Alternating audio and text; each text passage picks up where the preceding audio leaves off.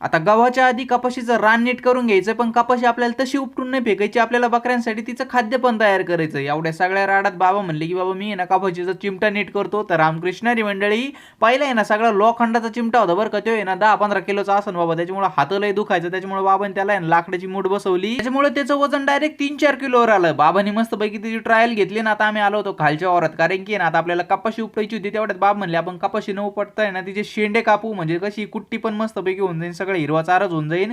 तेवढ्यात माझी नजर सोलरकडे गेली. सोलरवर इतकी जबरदस्त धूळ पडली. तरी म्हणतोय 2-3 दिवसापासून एवढं कमी पाणी कसं काय येतंय गाड्या. ती धूळ साफ करावं लागेल गाड्या आपल्याला नंतर. आता सगळे शेंडे खुडून झाले होते. बाबांनी ट्रॅक्टर पण वावरात आणलं मस्तपैकी. सगळे शेंडे ट्रॉलीमध्ये भरून टाकले आणि आता आहे ना आलो त्याच वावरात शेळ्या घेऊन. कारण की आहे ना आता शेंडे खुडून तर झालेले आहेत. आता कपाशीची झाडं पण उपटावं लागतील.